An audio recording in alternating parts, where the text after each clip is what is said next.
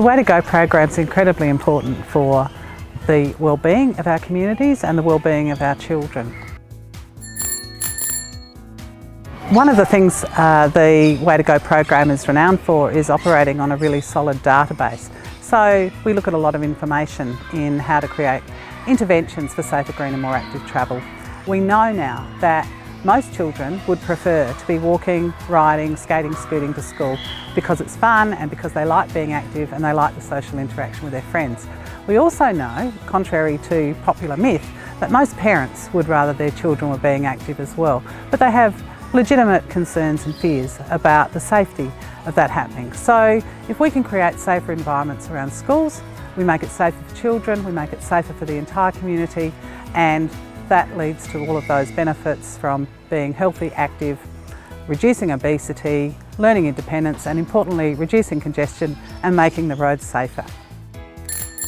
And the essence of Way2Go is really in the partnership and the collaboration between all of the parties involved. That's the schools, local government and the state government itself. And we work with a whole range of schools, independent schools, state schools and Catholic schools right across the state. One of the really popular components of Way2Go is Way2Go Bike Ed, and that's a practical program, and schools book into that each year, and up to 120 students per cohort. The students have to be between 9 and 13 years old, so they're usually year 5s. They start off practicing their riding skills in the school ground, and then they graduate to actually safe riding on the roads, and the instructors have already planned the routes on the most appropriate roads to ride on.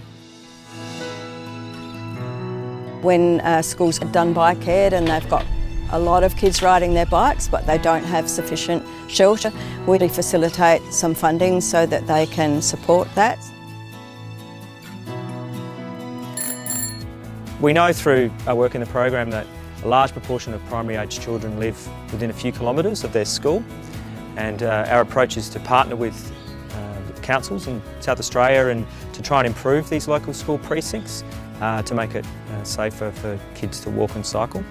One part of what we offer is funding to contribute to local government to complete small-scale infrastructure projects.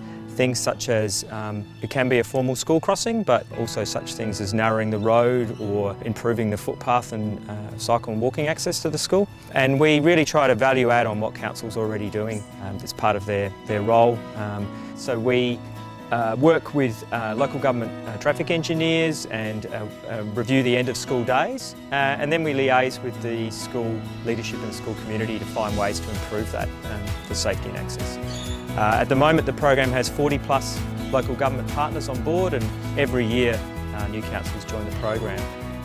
The feedback we've had from councils that are participating in the program is that they get a lot of value out of it, and they're really happy with an evidence-based approach which allows them to work out where they can best help their local school.